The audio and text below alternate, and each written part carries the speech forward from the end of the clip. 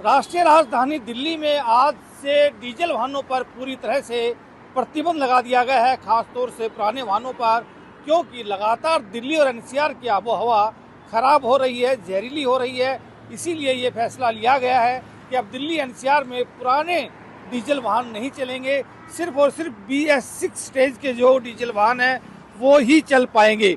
इसके साथ साथ इलेक्ट्रिक वाहन, CNG वाहन या फिर जो पेट्रोल के वाहन हैं वो चल पाएंगे। खासतौर से पेट्रोल और डीजल में सिर्फ और सिर्फ BS6 ही दिल्ली में प्रवेश कर सकते हैं। इसके साथ साथ जो एनसीआर के जो जिले हैं उनमें भी सिर्फ BS6 वाहन ही चल पाएंगे, चाहे वो डीजल हो या फिर पेट्रोल ही क्यों ना हो।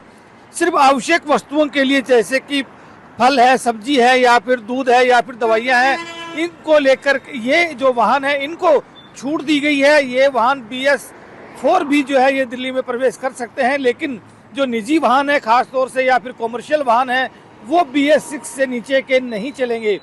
इस वक्त जो आप तस्वीरें देख रहे हैं ये दिल्ली गुरुग्राम बॉर्डर की है और यहाँ पर आप देख सकते हैं किस कदर पोल्यूशन जो है वो छाया हुआ है। लगातार जो एक तरह से आसमान है उसमें सफ़ेद चादर छाई है, जो कि धुंध की नहीं बल्कि स्मोक की है। और इसी स्मोक की वजह से लगातार दिल्ली एनसीआर में जो एक तरह से पोल्यूशन है वो लगातार बढ़ रहा है, प्रदूषण की मात्रा बढ़ रही है।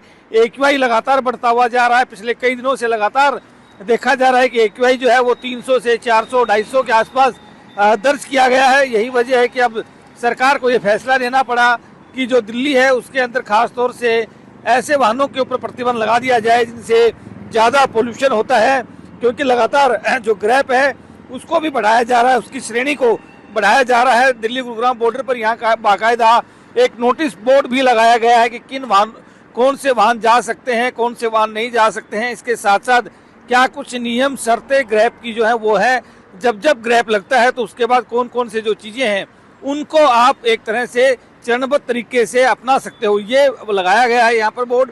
और आज चूंकि शनिवार है, कल रविवार है, एक तरह से सरकारी या फिर निजी कंपनियों में छुट्टी का दिन माना जाता है शनिवार इतवार का, इसलिए ज़्यादा हम कह सकते हैं कि भीड़ एक तरह से नहीं है। लेकिन आने वाले दिनों में जो सोमवार है, जो वर्किंग डे होगा पहला इस महीने का, उस दिन यहाँ पर ज़्यादा भीड़ देखी जा सकती है। और साथ में हम कह सकते हैं कि जाम की स्थिति का भी लोगों को सामना करना पड़ सकता है, क्योंकि यहाँ पर दिल्ली पुलिस जो है वो बैरिकेडिंग कर देगी और उस बैरिकेडिंग के बाद जो वाहन यहाँ आएंगे उनके ऊपर कड़ी नज़र रखी जाएगी।